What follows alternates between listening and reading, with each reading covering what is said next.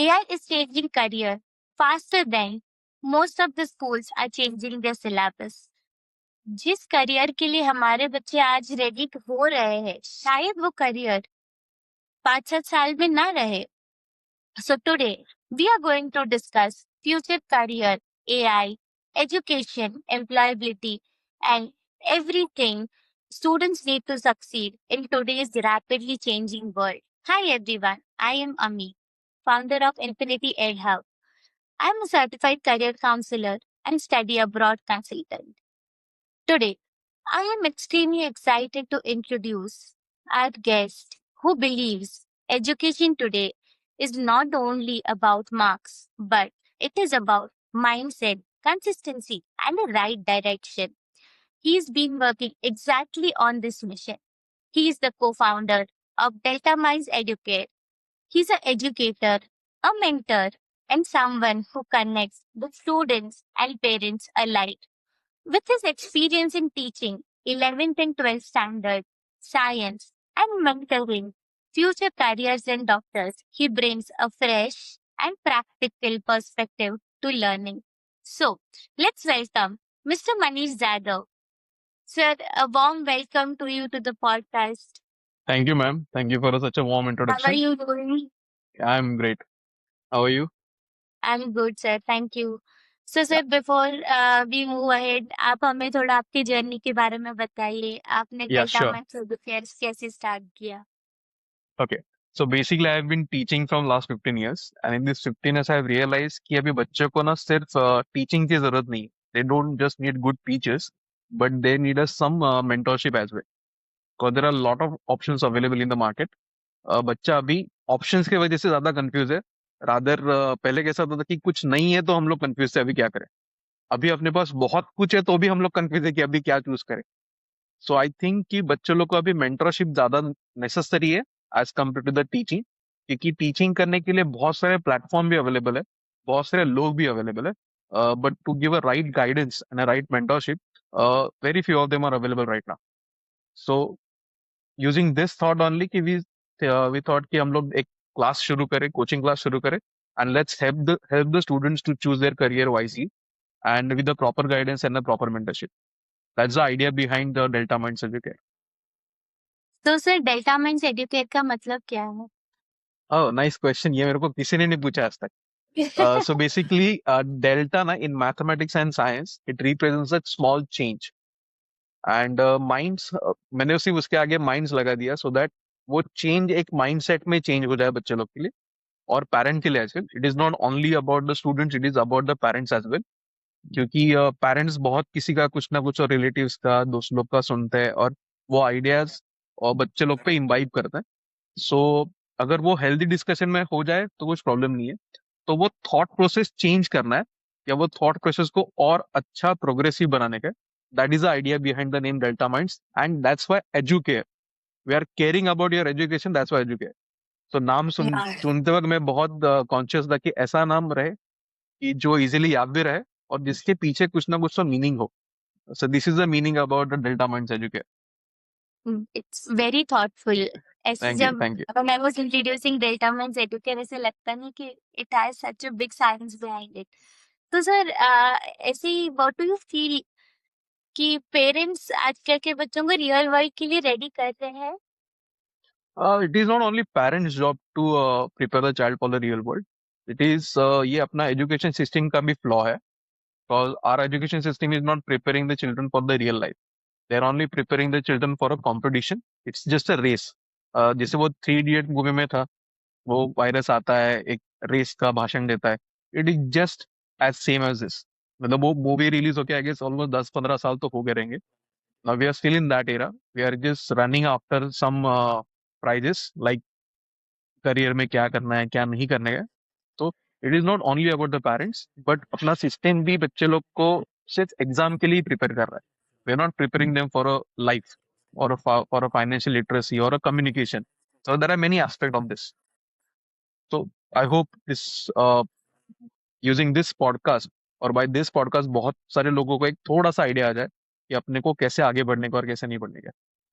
तो वही इंटेंशन है सर. सो बच्चों ने, how do you feel student should choose a stream like arts है, साइंस है, कॉमर्स है, so what basis they should consider like while choosing these streams? See basically ना, अगर किसी बच्चे को स्ट्रीम चूज करने गए तो सबसे पहले उसको ये डिसाइड करना है और ये डिफाइन करना है कि उसका इंटरेस्ट सबसे ज्यादा किसमें है। आप आर्ट्स में ज्यादा इंटरेस्टेड हो, आर्ट्स मीन्स बाकी not only the languages, but आप डिजाइनिंग में इंटरेस्टेड हो क्या, कि आप कोडिंग में इंटरेस्टेड हो, और do you like the market much, आपको फाइनेंस बहुत पसंद है, मीन्स आप कॉमर्स में जाओगे। और अगर आपको कुछ नया इन्वेंटिव सीखना है, जहाँ पे हम लोग कुछ इनोवेशन कर सके, तो we can go for a science. तो बच्चे को पहले ये डिसाइड करना है और ये डिफाइन करना है कि उसका इंटरेस्ट और उसके स्किल्स कहाँ पे ज्यादा काम आ सकते हैं।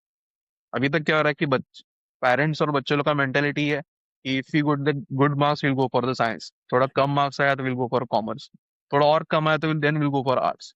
Basically science, arts and commerce are not, मतलब उनका कोई लेवल नहीं है कि हम लोग एक साइंस सबसे बड़ा है या आर्ट्स सबसे छोटा है। तीनों भी अपने अपने हिसाब से एक सेम लेवल पे है, तीनों में भी एक सेम डिफिकल्टी लेवल है, और तीनों से भी एक करियर बहुत अच्छा हो सकता है। अपना प्रॉब्लम है कि अपने को सब हर लेवल के बारे में या हर स्ट्रीम के बारे में इतना पता नहीं। So it is a lack of knowledge, जिसकी वजह से बच्चा सोचा कि नहीं यार मैं साइंस ही कर लेता है, नहीं यार मैं कॉमर्स ही कर लेता है, नहीं यार मैं आर्ट्स ही कर लेता है। सो वो नॉलेज कहीं ना कहीं से तो उनको आना चाहिए, और अपने क्या बोलते हैं, अपने स्ट्रेंथ पे वो लोग ने खेलना चाहिए। That's what I feel. And sir I also think कि टाइम कमिटमेंट भी कंसिडर करना चाहिए कि या शायद उनको जेई करना है तो 6 से 8 घंटा पढ़ना पड़ेगा, कॉलेज भी एग्जैक्टली। करना पड़ेगा। तो सर बताइए मुझे कि व्हाट डू यू फील, अगर स्टूडेंट को जेई करना है तो कब से स्टार्ट करना चाहिए? What is the right time? Is it after 8th standard, 9th standard, 10? नहीं, बेसिकली अगर जेई करना है तो आप 11 से भी स्टार्ट करोगे तो भी कुछ प्रॉब्लम नहीं है, but there are many institute which offers a foundation course. We are also planning to give some, but foundation course only help student की टू आइडेंटिफाई कि हम लोग को साइंस आगे जाके कैसे सीखने का है। We are not teaching them any new science, we are only teaching them the science which they are having around them. तो कोई हम लोग 11th या 12th का पोर्शन कोई नहीं पढ़ा था वहां पे। हम लोग पढ़ा रहे कि जो 9 10 में आप लोग सीख रहे हो, वो आपको 11 12th में काम कैसे आएगा। सो अगर ओके। मैं रियल जेई का प्रिपरेशन के बारे में बात करूं, तो that JEE preparation we can start from 11 on. उसके लिए 9 10 से आपको कुछ करने की जरूरत नहीं है। हाँ, but if you are curious कि मेरे मेरे को आगे ये साइंस कैसे यूज करना है, then you can start from 9 10। If you are not curious, आपको ऐसा है कि नहीं 11 में हो कर सकते हैं, तो इट इज फाइन। खाली फुकट 9 10 में आप एक्स्ट्रा बर्डन क्यों ले। ऑलरेडी आपका 9 10 का एग्जाम का बर्डन है, क्लासेस का बर्डन है, प्रेशर है, और उसमें खेलना भी अपने लोग को, आजकल के बच्चे को सब कुछ करने का। इट्स नॉट लाइक कि उनको सिर्फ एक ही काम करना है। They want to play also, they want to मतलब वॉच अ मूवी ऑल्सो, बाकी सब दुनियादारी भी करेंगे और फिर पढ़ाई करेंगे, which is a good thing actually. तो उसमें अगर ये 9 10 फाउंडेशन नहीं बैठ रहा है, तो नहीं करोगे तो उससे कुछ नुकसान नहीं होने वाला किसी का। फाउंडेशन कोर्स आर ओनली उनके लिए जिनको क्यूरियोसिटी है कि मैं ये सब यूज कैसे करूं in 11 12। Okay. So it's fine अगर वो 11 से भी स्टार्ट करेंगे तो, but they have to start in 11। Okay, 11th is the best time to हाँ start. मतलब, But is it right way to say if they study 8th, 9th, and 10th syllabus thoroughly, there is no या need for additional JEE class in 8th, 9th, 10th? नहीं नहीं नहीं, कुछ जरूरत नहीं है। अगर वो बिल्कुल नाइन बिल्कुल। टेन का भी मैथ्स और साइंस बहुत अच्छे से कर ले। सी अपना एजुकेशन सिस्टम अगर अपना हम लोग सिलेबस के हिसाब से देखें ना, तो महाराष्ट्र गवर्नमेंट का जो सिलेबस है, see there are CBSE syllabus and there are state board का सिलेबस। तो Correct. CBSE syllabus is just a pointers कि आपको सिलेबस में क्या है, डिटेल में उन्होंने कुछ दिया नहीं। वेर एज महाराष्ट्र गवर्नमेंट का, now since I am staying in Maharashtra, तो महाराष्ट्र गवर्नमेंट का जो टेक्स्ट बुक्स है, the books are very good. तो अपने सिलेबस में बहुत कुछ कवर्ड अप हो जाता है। तो अगर वो 9 10 का भी पढ़ाई बहुत अच्छे से कर लेंगे, तो भी उनको 11 12 में कुछ फर्क नहीं पड़ेगा। बहुत अच्छी उनका बेसिक अगर स्ट्रांग रहेगा तो वो आगे अच्छे से बढ़ पाएंगे। Same goes for the CBSE and ICSE. अगर वो अपना बेसिक्स अच्छे से करेंगे, मतलब if you talk about 9 10 CBSE ICSE student, उनके लिए ज्यादा बेसिक हो जाता है। तो क्योंकि उनको थोड़ा बहुत पोर्शन 11 का हो रहता है, एक इंट्रोडक्टरी टाइप रहता है, इंट्रोडक्शन थोड़ा सा तो होता ही है। तो अगर अपना Okay. बेसिक पे भी अगर वो काम करे, तो भी उनको 11th 12th बहुत अच्छे से जाएगा। Okay, so that brings me to a point. Dear students of 8th, 9th, 10th standard, please don't stress out in joining JEE classes as the bigger institutes are promoting. आप बस आपका 8th, 9th, 10th का foundation सही से exactly. करो. 11th is the right time. Parents, please note. So, sir, with this, let's move towards the most important conversation of today's day. हर कोई बोल रहा है एआई है, ऑटोमेशन है, बहुत सारे नए करियर्स आ रहे हैं. सो आपको क्या लग रहा है कि how important is AI? AI is important, but AI अगर आप बोलोगे मैं सिर्फ AI करेगा तो उसका कुछ मतलब आपके लिए इतना कुछ फायदा नहीं होगा। But if you are combining AI का knowledge with your own knowledge और योर ओन स्टडीज, तो उसका इफेक्ट आपको बहुत ज्यादा हो जाएगा। मतलब you can upgrade your skills using AI, you can revise the things, you can know the new things. But अगर आप बोलोगे नहीं मैं कुछ नहीं करेगा सिर्फ AI करेगा, सो वो पॉसिबल नहीं है। तो आपके लिए भी आपको भी कुछ ना कुछ तो करना पड़ेगा, सो दैट वो AI आपको हेल्प करे। AI is just a tool which we are using, उसको हम लोग ही यूज करने वाले हैं। अगर अपने को पता ही नहीं कि हम लोग उसको यूज कैसे करेंगे, तो फिर उसका कुछ काम नहीं होगा। तो आपको ये पता होना चाहिए कि आपको ये यूज कैसे करने का है, एंड दो skills are very important. So sir कौन से करियर्स एआई रिप्लेस करेगा आपको लगता है सबसे पहले? AI अगर कोई करियर रिप्लेस करेगा, I don't think so career replace करेगा। It will replace a thing or two. Like जो काम बहुत रिपीटेटिव हो रहा है वो AI रिप्लेस कर सकता है। बट अगर हम लोग एक पूरा ही वर्कलोड AI को देंगे तो वो करने के लिए भी लोगों की जरूरत है। AI will replace few things for sure in coming future. But अगर हम लोग बोले कि एक पूरा काम मतलब पूरा करियर ही AI करेगा, सो वो थोड़ा डिफिकल्ट हो सकता है बोलने के लिए, क्योंकि वो AI को बनाने के लिए भी अपने को अपना एक्सपर्टीज चाहिए Correct. उसको उतना पावरफुल बनाने के लिए। सो जहाँ पे रिपीटेटिव रिपीटेटिव वर्क है वहां पे AI कैन हेल्प। जो काम जहाँ पे ज्यादा लोगों की जरूरत नहीं है, जैसे अभी most of the companies, if you you must be in the corporate sector, so you must be knowing this कि most of the company are firing their employees, and वो एक AI का टूल बना रहा है।